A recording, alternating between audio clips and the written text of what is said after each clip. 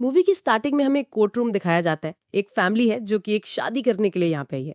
Movie की main lead character जिसका नाम वानी है, वो बहुत ही प्यारी सी तैयार होके बैठी है अपनी शादी के लिए। और तब उसके पास में कॉल आता है कि उसका जो फियांसे है जिसका नाम महेश है, आईटी कंपनी के अंदर काम करता है, वो एयरपोर्ट पे खड़ा है, उसे बहुत अच्छा खासा प्रमोशन मिल गया है और वो आज ही जाने वाला है। वानी इस बात के ऊपर बिल्कुल भी गुस्सा नहीं करती है कि महेश यानी कि उसका जो फियांसे है वो आज की डेट में नहीं आया है, बल्कि वो आगे डेट पोस्टपोन करवा सकती है। इसकी बजाय वानी के फियांसे से उसे सुनने के लिए मिलता है कि वो इस शादी में इंटरेस्टेड नहीं है, उसे कोई और लड़की मिल गई है और वो मूव ऑन कर ले, क्योंकि महेश तो मूव ऑन करके फॉरेन शिफ्ट हो रहा है और वो इंडिया में लौट के कभी नहीं आएगा। वानी इन सब बातों को सुन के बहुत ज्यादा डिप्रेस हो जाती है, वहीं पर चक्कर खा के गिर जाती है और एक बहुत बड़ी डिप्रेशन के अंदर चली जाती है। लगभग 6 महीने की डिप्रेशन के अंदर कहानी 6 महीने बाद ही शिफ्ट होती है। वानी का न कहीं दिल दिमाग लग रहा था, किसी भी चीज में उसे इंटरेस्ट नहीं था। उसके घर वाले रोज उससे बात किया करते थे, उसे नई चीजें करने के लिए कहा करते थे, लेकिन वानी अभी तक कवर अप नहीं हो पाई थी। हम देख पाते कि वानी को लिखने का बहुत शौक था।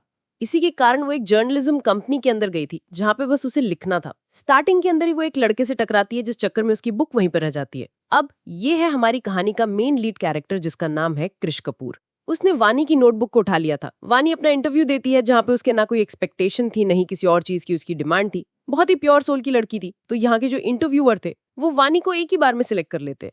जाने से पहले वानी की वापस कृष से मुलाकात होती है। कृष उसे उसकी नोटबुक लौटाता है और आपस में ये लोग नाम वगैरह डिस्कस कर ही रहे थे, तो कृष अपना नाम नहीं बताता बल्कि कहता है कि अभी पता चल जाएगा तुम्हें कि मेरा नाम क्या है। असल के अंदर यहाँ का जो जर्नलिस्ट है उसने एक गलत न्यूज छाप दी थी, जिस चीज को लेके कृष ने बहुत मेहनत करी थी, जिस गाने को लेके कृष ने बहुत मेहनत करी थी, उसकी बजाय सारा क्रेडिट किसी और को मिल चुका था। इसी चक्कर में कृष ने इस जर्नलिस्ट को बहुत बुरी तरीके से मारा पीटा था।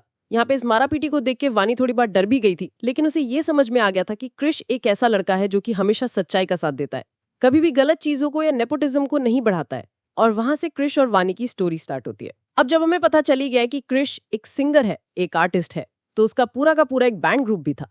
इसी के ग्रुप में एक अमीर लड़का था जिसे पूरे के पूरे वीडियो के क्रेडिट्स मिल गए थे, सॉन्ग्स के क्रेडिट्स मिल गए थे। तो इस चक्कर में कृष को बहुत गुस्सा आ रहा था और उसने अपने पूरे बैंड से नाता तोड़ लिया था। तो यहाँ पर सब उसे यही कहते हैं कि अकेला तू क्या ही उखाड़ लेगा, क्या कर लेगा तू। लेकिन तब वहां पे कृष खुद को प्रूव करने के लिए इतने सारे लोगों के बीच में सारी ट्यून सेट करके ऑटो ट्यून करके वहां पर प्ले करता है, वहां पे गाना गाता है और हर कोई उसके गाने की बहुत बड़े दीवाने हो जाते हैं। यानी कि ये बात तो साफ थी कि कृष आज गाना गाए, चाहे कल गाना गाए, चाहे अकेला गाए, चाहे ग्रुप के साथ गाए, वो एक राइजिंग स्टार है ही। सेम टाइम पे वानी को भी देखते हैं जिसने लिखना शुरू कर दिया था। जब से वो कृष से मिली थी, कहीं ना कहीं उसके मन के अंदर कृष के एक इमेज बन चुकी थी और वो चीजें नई नई लिखती भी जा रही थी। सेम टाइम पे कृष भी अब आगे बढ़ता जा रहा था। अकेला होने के बावजूद भी वो कहीं ना कहीं सक्सेसफुल की राह पर ही था। कृष का एक बहुत अच्छा दोस्त है जिसका नाम कीवी है। वो उसे किसी बड़े प्रोड्यूसर से मिलाना चाहता था। अब यहाँ पे इंडस्ट्री के अंदर एक और सिंगर है जिसका नाम प्रिंस है, लेकिन उसके एक भी नाम है, कोई अच्छा कंटेंट नहीं मिल रहा था। ना तो कोई अच्छा सिंगर मिल रहा था, ना ही कोई कंपोजर मिल रहा था, और उसे किसी के साथ तो कोलैप्स करना ही था। कीवी ने खुद की चेक लगा के कृष को कहीं ना कहीं प्रिंस से मिलवाने के बारे में सोचा कि इनका कोलैबोरेशन बहुत ही अच्छा साबित होगा। अब यहाँ पे हम विनीत को भी देखते हैं जो कि मेन प्रोडक्शन हाउस वाला है, मेन प्रोड्यूसर है। वो भी कृष के एटीट्यूड को लेके कुछ खास खुश नहीं था, लेकिन कृष को पता था इस प्रोड्यूसर को भी इस बंदे की जरूरत है, यानी कि कृष की जरूरत है। तो ये भी ज्यादा एटीट्यूड ना दिखाए, क्योंकि कृष यहाँ पे आर्टिस्ट है, वो किसी का एहसान लेने के लिए नहीं आया है। अगर वो खुद की चीजें प्रोवाइड करवा रहा है तो उसे भी बदले के अंदर पूरे पूरे क्रेडिट्स चाहिए, क्योंकि वो अगर सॉन्ग देगा तो उसके बदले में उसका नाम तो होना ही चाहिए। यही गाइस मूवी इंडस्ट्रीज की इंपॉर्टेंट चीज है कि अगर आप अपनी कोई चीज प्रोवाइड करवा रहे हो तो आपको उसके बदले में उसका क्रेडिट मिलना ही चाहिए। लेकिन सबसे इंपॉर्टेंट बात यहाँ पर आकर अटक जाती है कि काफ़ी जल्दी, यानी कि बहुत कम टाइमलाइन के अंदर उसे एक सॉन्ग चाहिए था। कृष कंपोज कर सकता था, सिंगिंग कर सकता था, लेकिन लिख नहीं सकता था। इसी वक्त कृष की नज़र उस लड़की पर जाती है जो कि उसने उस जर्नलिस्ट के ऑफिस के अंदर देखी थी। कृष को ये भी पता था कि ये लड़की नोटबुक के अंदर गाने लिखती है। हैंड टू हैंड कृष उठा के इस लड़की को सबके सामने ले आता है। लेकिन वानी तो यहाँ पे किसी और ही काम से आई थी। वो यहाँ पे सुपरस्टार प्रिंस के एक इंटरव्यू के लिए आई थी, लेकिन वानी को वो इंटरव्यू नहीं मिल रहा था। अब जब कृषा ने उसे साइन कर लिया था कि तुम मेरे लिए गाने लिखोगी अब, तो कहीं ना कहीं वानी भी मना नहीं कर पाती है। और वानी यही बात जाके जब अपने ऑफिस में बताती है कि गाने लिखने के बदले उसे प्रिंस सुपरस्टार का इंटरव्यू भी मिल जाएगा, तो एक तरीके से उसके दोनों काम हो गए थे। यानी कि उसे गाने लिखने के लिए भी मिल गए थे, साथ ही साथ वो अपनी कंपनी के लिए भी कुछ अच्छा कर पा रही थी। अब यहाँ पे वानी का काम शुरू हो जाता है। वो कृष के साथ स्टूडियो में पहुंचती है जहाँ पे उसे गाना लिखना था, लेकिन यहाँ पे कृष की कुछ आदतें वानी को बहुत परेशान करती हैं, जैसे कि कृष का स्मोक करना, कृष का गालियां बकना। साथ ही में वो एक चीज और कहती है कि 8:30 बजे के बाद में वो काम नहीं करेगी, उसे टाइम से घर जाना है। अब यहाँ का एनवायरनमेंट भी कहीं ना कहीं वानी को बिल्कुल पसंद नहीं आता। वो बहुत ज्यादा सफोकेट फील कर रही थी। लेकिन इस बात के ऊपर कृष का अच्छा खासा झगड़ा हो जाता है। कृष का कहना था कि बहुत अच्छे अच्छे गाने स्टूडियो में लिखे गए हैं, तुम्हें शांति चाहिए तो लो, मैं शांति दे देता हूँ, अगर तुम्हें गाने चाहिए तो पीछे प्लेबैक म्यूजिक लगा देता है। इन सब चीजों से तो वानी और ज्यादा डिस्टर्ब हो जाती है। उन सब चीजों को तब वो लिख ही नहीं पा रही थी। तब वो कृष को समझाती है कि गाने ऐसे नहीं लिखे जाते हैं, गाने को लिखने के लिए एक माहौल चाहिए। आप किसी चीज से कनेक्ट करते हैं, अपनी प्रीवियस मेमोरीज के अंदर जाते हैं, आप किसी अच्छे इंसान को याद करते हैं, किसी अच्छी मेमोरी को याद करते हैं, तब जाके आप एक अच्छा गाना लिख पाते हैं। तुम्हारे लिए क्या है कि कहीं पर भी बैठ जाओ, कहीं पर भी गाना लिख दो, ऐसे गाने नहीं बनते हैं। अगर कोई गाना दिल को छूना चाहिए तो वो गाना दिल से लिखा जाना चाहिए। ये बात कहीं ना कहीं जाके कृष को समझ में आने लगी थी और वो वानी को सही माहौल देने के लिए अपने साथ ले जाता है एक खुले से स्टेडियम के अंदर, जहाँ पे वो क्रिकेट खेलता है और खुद के बारे में बताता है कि उसे कैसे पूरी दुनिया से अपना नाम सुनना है, हर कोई बस उसका नाम पुकारना चाहिए, कृष कपूर, कृष कपूर। और ये बातें अब जाके कहीं ना कहीं वानी कनेक्ट कर रही थी कि कृष को क्या बनना है। और इन सब चीज़ों को वो देख देख के वो नया गाना लिखना शुरू करती है। अब तक वानी ने बहुत सारी लाइंस लिख दी थी, कृष भी उन आंधी आंधी लाइंस को पढ़कर हैंड टू हैंड कंपोज भी करने लगा था। ये दोनों टाइम साथ में स्पेंड करने लगे थे। जैसे ही वानी का टाइम आ जाता है 8:30 बजने का, तो कृष की एक कह सकते हैं बहुत ही इंपॉर्टेंट लाइन थी इस पूरी मूवी की कि मेरे पास अभी भी कुछ लम्हे बाकी है। यानी कि 8:30 बजे से कुछ मिनट पहले ही वो उसे घर तक छोड़ देता था, लेकिन कुछ सेकंड्स के लिए रोकता भी था। वानी भी अच्छा महसूस करने लगी थी, कवर अप होने लगी थी कृष के साथ में टाइम बिताते बिताते। वो भी बहुत चीयर अप हो गई थी और बहुत अच्छी अच्छी लाइंस लिखने लगी थी। उसने अब तक आधा गाना लिख लिया था। साथ ही उसे ये भी पता चलता है कि कृष का एक बैंड भी था, लेकिन कृष ने उस बैंड को छोड़ दिया है और अब जाता भी नहीं है। कृष को वो समझाती है कि उसे अपने बैंड को छोड़ना नहीं चाहिए। कृष कहीं ना कहीं वानी की बात मान के अपनी पुरानी बैंड को ज्वाइन कर लेता है, उनके साथ में गाना बजाना शुरू करता है, अच्छी अच्छी चीज़ें शुरू कर देता है। लेकिन जैसे ही ये गाना पूरा होता है और कृष ये गाना प्रोड्यूसर को देता है, तो प्रोड्यूसर कहता है गाना बहुत अच्छा है, लेकिन ये थोड़ा रोमानित होने वाला गाना है, थोड़ा रोमांटिक गाना है। यार तुमको भी पता है कि जो हमारा मेन कैरेक्टर है यानी कि प्रिंस, उसके लिए रैप बहुत ज़्यादा ज़रूरी है, तो अगर तुम रैप लेकर आओगे तो ये काम चलेगा, रैप लेकर आओ इस गाने के बीच में। अब यहाँ पे कृष कहता है कि ठीक है, मैं आप लोगों को रैप प्रोवाइड करवा दूंगा। लेकिन वानी कहती है कि हमने ये गाना इतने मन से लिखा है, ये गाना दिल को छू जाएगा, तुम इस गाने को बनाओ तो सही, तुम इस गाने के ऊपर काम तो करो। लेकिन कृष कहता है कि सुनो मेरी बात, ये सब प्यार भरे गाने अगर मेरे साथ नहीं चलेंगे तो मैं कभी भी नेम नहीं कमा पाऊंगा। मुझे प्यार ऐसे चाहिए, मुझे और भी लाइफ के अंदर बहुत सारी चीज़ें चाहिए, मुझे सक्सेस चाहिए, मैं गरीबों के मरना नहीं चाहता, बल्कि मुझे सिर्फ और सिर्फ पैसे चाहिए। तो अगर तुम इसमें रैप लिख सकती हो तो रैप लिखो। वानी बहुत समझाती है कि देखो ये गाना बहुत फेमस होगा, एक बार तो मेरी बात सुनो। लेकिन कृष को कोई ना कोई चीज़ बहुत बुरी तरीके से ट्रिगर कर रखी थी, क्योंकि इसी वक्त हम देखते हैं कि कुछ पुलिस वाले आते हैं और एक शराब पीने वाले आदमी को कृष के सामने छोड़ के चले जाते हैं, ये कह करके ये आदमी आज भी दंगाई कर रहा है। गजल के अंदर कुछ टाइम पहले कृष ने एक दारू पीने वाले आदमी को देखा था, जिसे देखकर उसने रास्ता बदल लिया था। यह आदमी कृष का बाप था, जो कि दारू के नशे में बहुत ज्यादा खुद की जिंदगी खराब कर चुका था कि वो उसका दोस्त उसे संभालना है और यहाँ से लेके जाने लगता है। लेकिन कृष के बाप के पैर में इतनी भी हिम्मत नहीं थी कि वो सीधे सीधे चल पाए। इवन वो पैसे के लिए कहीं ना कहीं चोरी छिकारी करने लग गया था। तो कृष गुस्से के अंदर आकर कहता है कि क्या चाहिए आपको, पैसे चाहिए ना, ये पकड़ो पैसे। अब यहाँ पे कृष का बाप कहीं ना कहीं मरना भी चाहता था, तो कृष खुद ही अपने बाप को उठा के सामने फेंक देता है कि लो मरो, आपको मरना है तो अभी के भी मरो, हमारी लाइफ से अभी जाना है अभी के भी जाओ, पैसा पकड़ो और चले जाओ। बस ये सारी चीजें वाणी देख रही थी और अब जाके वाणी को पता चलता है कि कृष का एक बहुत ही डार्क सीक्रेट है, एक बहुत ही डार्क पास्ट है कि उसकी अपनी फैमिली से नहीं बनती, या फिर फैमिली के अंदर बहुत सारी चीजें हैं जो कि चल रही हैं। अब जब वाणी के सामने कृष्ण की सारी कहानी आ गई थी, तो वाणी भी अपने आप को नहीं रोकती है। रात में जाके जब कृष्ण खुद का फ्रस्ट्रेशन निकाल रहा था, जब गेम खेल रहा था, तो वो भी आके अपनी सारी कहानी बता देती है कि कैसे उसे एक लड़का पसंद था जिसने उसे एंड मोमेंट पर डिच कर दिया, सिर्फ एक लड़की की खातिर, क्योंकि उसे एक प्रमोशन, उसे नई कंपनी चाहिए था। उसके बाद वाणी बहुत बुरे डिप्रेशन में चली गई थी, लेकिन जब से कृष्ण उसकी लाइफ में आया है तब से उसने जीना सीखा है, वापस से अपनी नई लाइफ स्टार्ट करी है और कृष्ण उसके लिए बहुत ज़्यादा इंपॉर्टेंट है। और अब जाके ये दोनों एक दूसरे से बहुत ज्यादा कनेक्ट फील कर चुके थे। तभी यहाँ पे क्रिश को खुद के फादर का कॉल आता है, उसके आसपास के लोगों का, कि उसके फादर फिर से कहीं ना कहीं दंगा कर रहे हैं। तो जैसे किसी बार के अंदर पहुंचती है तो उसके बाप के ऊपर हर कोई चिल्ला रहा था, पैसे वैसे मांग रहा था। और जैसे ही जब उसका पर्स ले लिया जाता है तो क्रिश का बाप बहुत जोर से चिल्लाता है कि मुझे पैसे चाहिए, मैं पैसे दे दूंगा, मेरा पर्स वापस करो। दरअसल के अंदर क्रिश की फादर की वॉलेट के अंदर उसकी वाइफ की फोटो थी। प्रॉब्लम यहाँ पे ये थी कि क्रिश की माँ मर गई थी और क्रिश का जो बाप है उसकी माँ के मरने के गम के अंदर पागल हो चुका था। उसने इवन छोटे से बच्चे को भी छोड़ दिया था, बस उसके माँ के गम के अंदर वो दारू पीने लग गया। पूरी लाइफ खराब कर दी उसने खुद की इसी चक्कर के अंदर। अब इसके फादर की नई लाइफ शुरू करने के लिए उन्हें रिहैब सेंटर के अंदर डालना जरूरी था, जिसके पैसे काफी ज्यादा थे, यानी कि 9-10 लाख रुपए थे, और एकदम से पैसों को एडजस्ट नहीं कर पाता। कहीं ना कहीं ये वो इसी मैनेजर के पास में जाता है, प्रोड्यूसर के पास में, और जो राइट्स थे, यानी कि अगर वो सेल कर देता है तो उसे काफी सारे पैसे मिल सकते थे। यानी कि क्रिश का खुद का बनाया हुआ गाना अब उसके खुद के नाम पर भी नहीं चलेगा।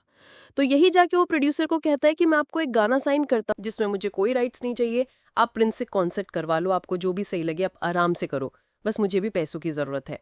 यानी कि अपना पहला सपना उसने वहीं पे तोड़ दिया कि वो फेमस हो सकता था, लेकिन फिर भी वो फेमस नहीं हुआ। कहीं ना कहीं क्रिश और वानी के बीच में एक गाने की डील हुई थी कि ये गाना जैसे ही पूरा होता है तो क्रिश वानी को कहीं ना कहीं छोड़ देता है और कहता है कि मैं अब तुम्हें अपने साथ ज़्यादा टाइम तक नहीं रख पाऊंगा क्योंकि मेरा काम ख़त्म हो गया है, और तुम चाहो तो यहाँ से जा सकती हो, अपनी नई लाइफ स्टार्ट कर सकती हो। मेरा तो क्या है, मैं तो स्ट्रगलिंग आर्टिस्ट हूँ, स्ट्रगल करूँगा और भी नई नई चीज़ें करूँगा, और वैसे भी मेरा गाना अब तो कोई और गा रहा है तो मैं वो चीज़ें वैसी बर्दाश्त नहीं कर पा रहा हूँ। वानी जब ये बातें सुनती है कि क्रिश इतना ज़्यादा अकेला है और उस वक्त उसे किसी की ज़रूरत है, तो वो उसका साथ बिल्कुल नहीं छोड़ती है। यहाँ एक वक्त क्रिश प्रिंस का शो देखने के लिए गया था। वही गाना जो उसने खुद में लिखा था, खुद ने कंपोज करा था, खुद ने सिंग करा था, वो गाना भी कोई और गा रहा है। तभी यहाँ पे वानी आ जाती है उसका साथ देने के लिए, और तब जाके कहीं ना कहीं इनकी स्टोरी शुरू हो जाती है, क्योंकि वानी क्रिश को अकेला नहीं देखना चाहती थी। ये दोनों एक दूसरे के बहुत क्लोज आ जाते हैं, इंटीमेट हो जाते हैं, और अब एक दूसरे के साथ ही रहना चाहते थे। क्रिश ने अपना ग्रुप वापस से ज्वाइन कर लिया था, उसके सारे बैंड मेंबर्स उसे वापस से मिल चुके थे। क्रिश सुधरने लगा था। जहाँ पे वो बहुत ज़्यादा स्मोक करता था, वानी ने उसकी स्मोकिंग छुड़ा दी थी, उसकी सिंगिंग हैबिट्स बदल दी थी, चीज़ें बहुत ज़्यादा अच्छी होती जा रही थी।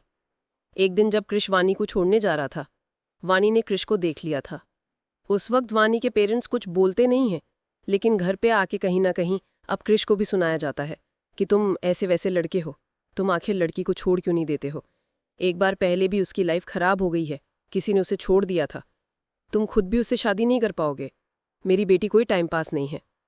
और सेम टाइम पे वानी की माँ की उसे भी सुनाती है कि तू पागल हो गई है क्या, तेरे साथ पहले क्या हुआ तो तुझे पता नहीं है, ये लड़के बहुत आवारा होते हैं, तेरा यूज़ करके तुझे छोड़ देंगे, तू ऐसे किसी के ऊपर बिलीव कर सकती है। वानी की सारी पास्ट मेमोरीज ट्रिगर हो जाती है, वो अभी तक जितनी हील हुई थी वापस से उसी जोन में चली जाती है और बेहोश होकर वहीं पे गिर जाती है। अब सबके सब हॉस्पिटल के अंदर जाती उसे लेकर, उसका ट्रीटमेंट होने लगता है, सीटी स्कैन, MRI वगैरह सब कुछ होने लगते हैं। साथ ही में उसकी माँ भी क्रिश को कहती है कि शादी करेगा तू उससे, नहीं कर पाएगा ना, चला जा यहाँ से अभी के अभी। लेकिन वानी का फादर उसे शांत कराता है और कहता है कि जाके मिल लो उसे। अब कहीं ना कहीं क्रिश की सिचुएशन के अकॉर्डिंग तो उसे छोड़ देना चाहिए था, लेकिन क्रिश अंदर आते ही सबसे पहले वानी से यही कहता है कि हम दोनों को शादी कर लेनी चाहिए। वानी जब ये लाइन सुनती है कि शादी कर लेना चाहिए, तो वानी हंसती और कहती है तुम्हारा दिमाग खराब है, तुम्हें पता भी है कि शादी क्या चीज़ है, कितनी बड़ी चीज़ है, तुम एकदम अपने इनिशियल मोड पे हो, स्टार्टिंग मोड पे हो, तुम काम करोगे, तुम्हें बहुत कुछ करना है, आगे बढ़ना है, इस बीच में आकर तुम शांति की बात कैसे कर सकते हो। क्योंकि इसी वक्त पर क्रिश के पास अब ऑफर्स आने लग गए थे, उसे बाहर कॉन्सर्ट में जाना था। तो यहाँ पे जब वानी उसे प्रॉमिस दिलवाती है या उसे विश्वास दिलवाती है कि वो कहीं भी नहीं जाएगी, उसके साथ ही रहेंगी, बस क्रिश को अभी अपने काम के ऊपर फोकस करना चाहिए जिसके पीछे वो इतना भाग रहा था, नेम, फेम, इन सब चीज़ों के लिए, तो उसे अभी थोड़ा सा स्ट्रगल करना चाहिए। वानी उसे गुड बाय करके क्रिश को भेज देती है, क्योंकि क्रिश को गोवा जाना था एक बहुत बड़े कॉन्सर्ट के लिए, क्योंकि उसका एक गाना बाहर निकल चुका था और यूट्यूब पे वो बहुत ज़्यादा फेमस हो चुका था। क्रिश गोवा पहुंचता है तो उसके लिए काफी सारी पब्लिक पहले से ही खड़ी थी। अब इवन क्रिश को इस चीज पर बिलीव भी नहीं था कि वो एकदम से रातों रात फेमस कैसे हो गया, क्योंकि उसके फ्रेंड केवी ने वो गाना यूट्यूब पे डाल दिया था। कहीं ना कहीं अब वो एक राइजिंग स्टार बन चुका था। और विनीत जो कि एक प्रोड्यूसर था, वो भी कहीं ना कहीं क्रिश को साइन कर लेता है उसकी एक टीम बनाने के लिए। यानी कि एक तरफ तो क्रिश एकदम पीक पे था, और वहीं पर हम वानी को देखते हैं जिसे कि अब न्यूरो सर्जन से मिलने के लिए कंसल्ट किया गया था। वानी एक न्यूरो के पास में जाती है, या कह सकते हैं कि साइकियाट्रिस्ट के पास में जाती है, और वो साइकियाट्रिस्ट एकदम नॉर्मल टेस्ट करती है और वानी से कुछ क्वेश्चंस पूछती है।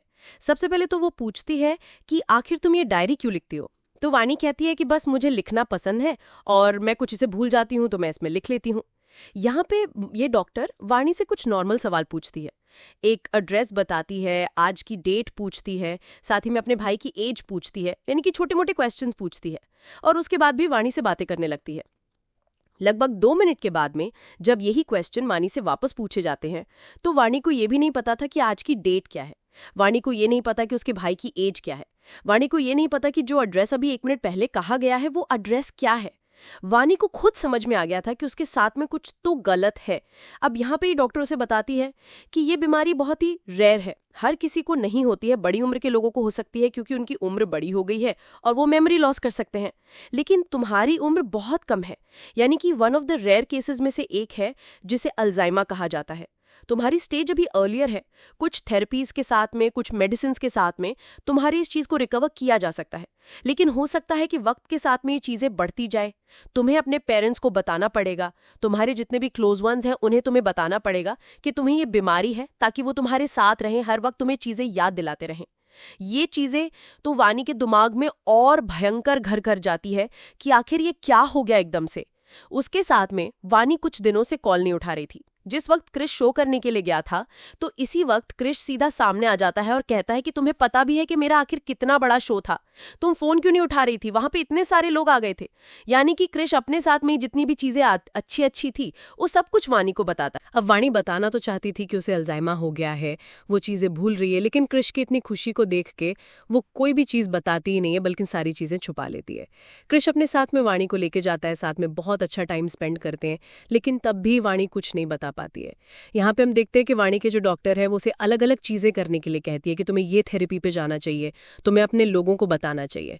अब वानी वापस से अपनी पुरानी मेमोरीज के साथ में ट्रिगर होने लग गई थी, वो धीरे धीरे करके चीजों को भूलती जा रही थी।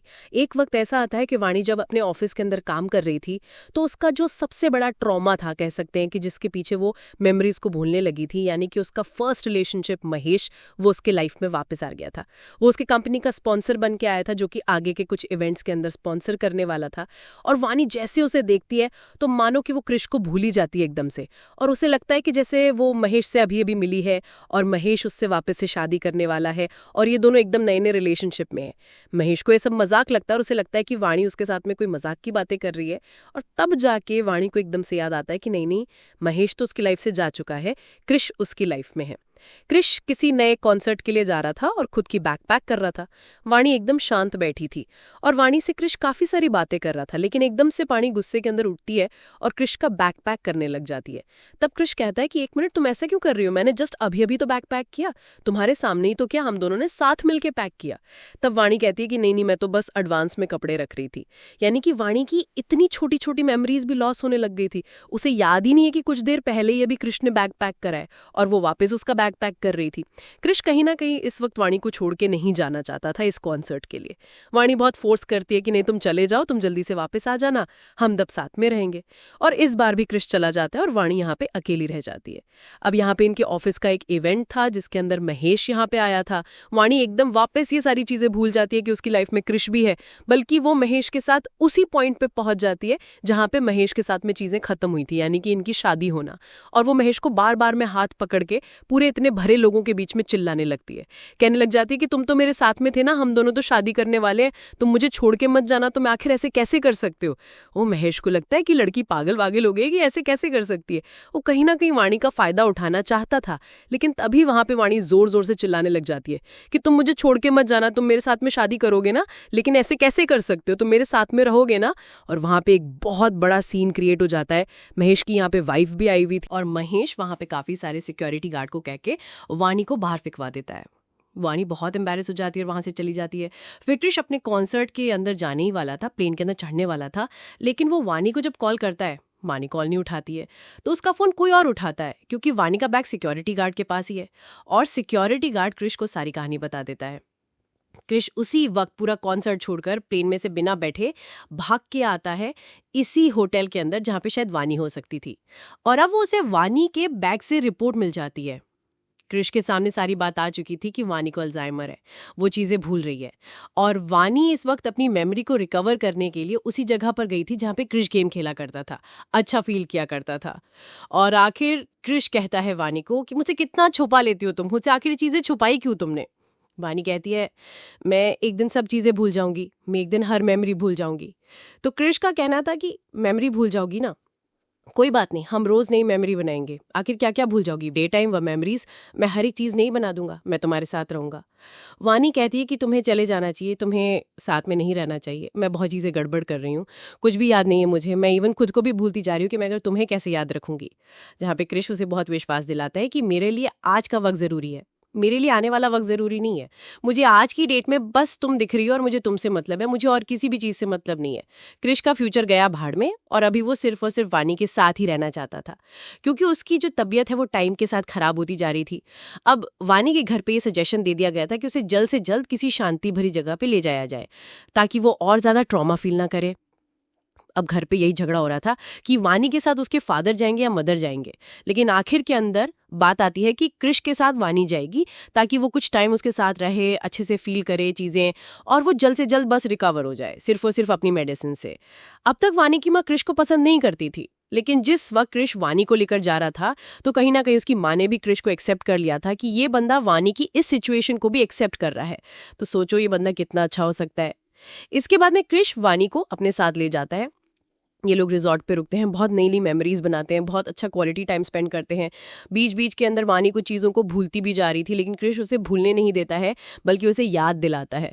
ये बहुत सारी नई नई मेमोरीज क्रिएट करते हैं, अच्छी अच्छी चीज़ें करते हैं। साथ ही में अब यहाँ पे क्रिश के दोस्तों का कॉल आता है जो कि उसे बताते हैं कि हमारे शोज बहुत ज़्यादा हिट जाते जा रहे हैं, बस कमी है तो मेन लीड सिंगर की कमी है, तो उन्हें जो जो भी चीज़ें कंपोज करी थी वो चीज़ें हम बैक टू बैक करते जा रहे हैं और बहुत फेमस भी होते जा रहे हैं।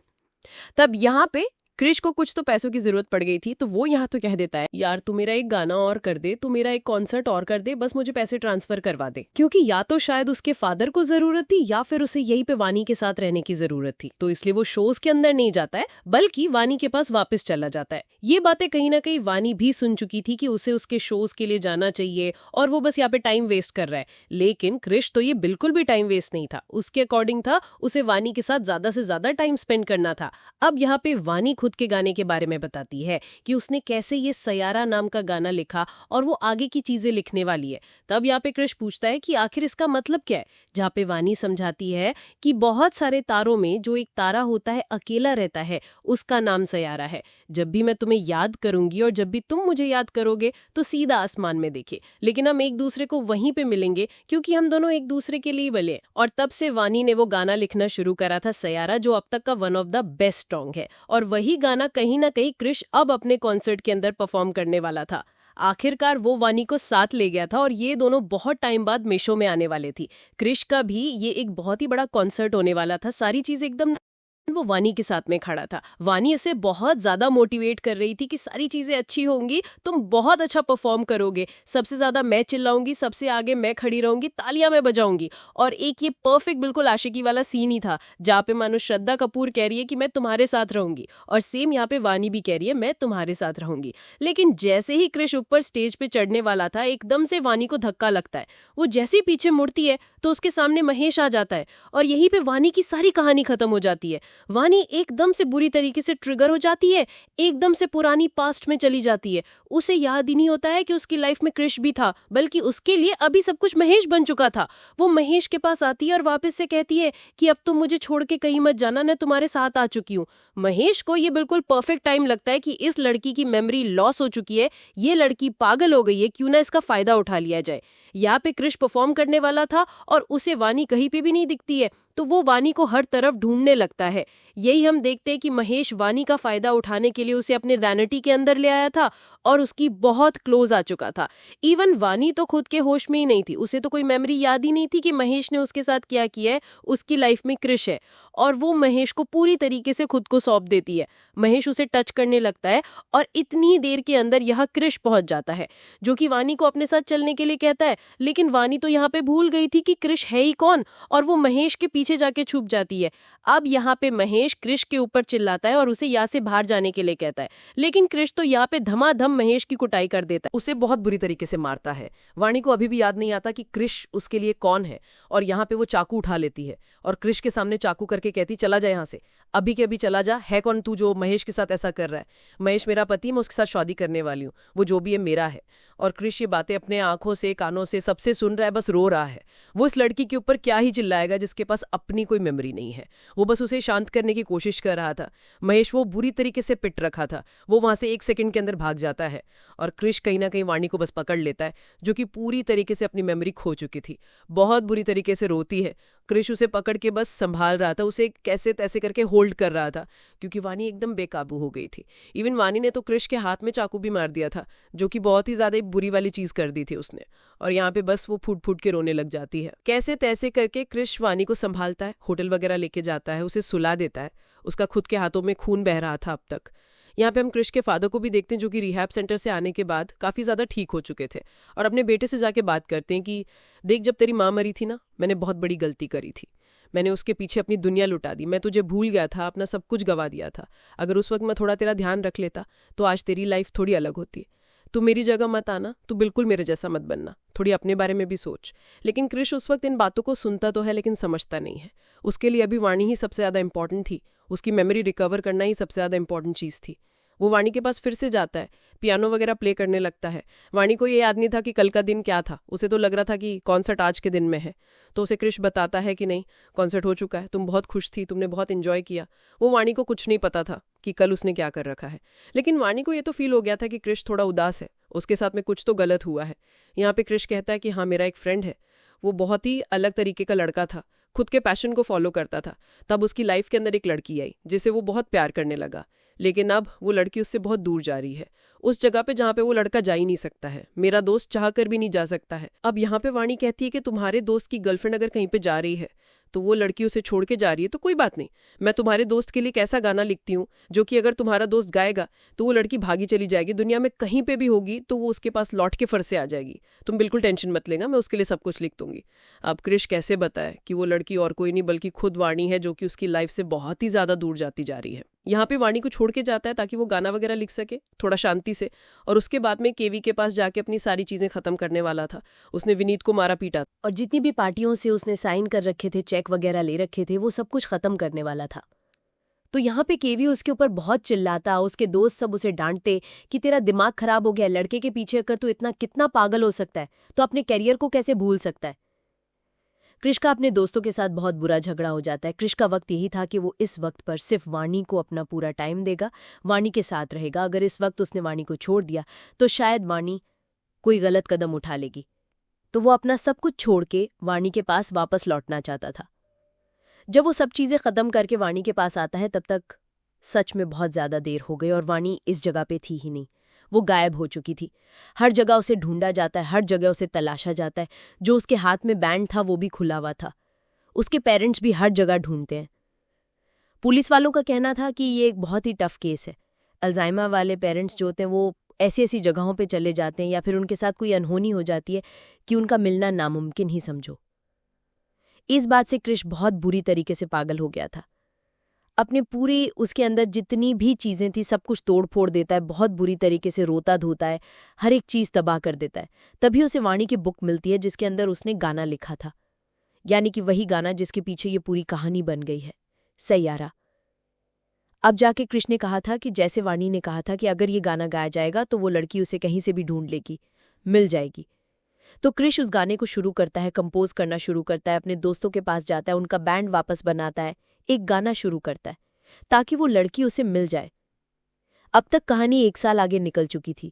वाणी लौट के नहीं आती है। क्रिश उसे दुनिया के हर एक कोने में ढूंढ चुका था, लेकिन वाणी उसे नहीं मिलती है। कृष ने जाने कितने शोज कर दिए पूरे इंडिया में, आउट ऑफ इंडिया, लंदन, हर एक जगह वो शोज कर चुका था। लेकिन वाणी का कोई नामो निशान नहीं था। जो कृष को चाहिए था, नेम, फेम, शोहरत, हर एक चीज उसे मिल चुकी थी। हर एक इंसान के मुंह पे सिर्फ और सिर्फ कृष का नाम ही था, लेकिन कृष अंदर से बिल्कुल भी खुश नहीं था, 1% भी खुश नहीं था, क्योंकि उसकी लाइफ में वो चीजें थी ही नहीं जिसके लिए वो सब कुछ चाहता था।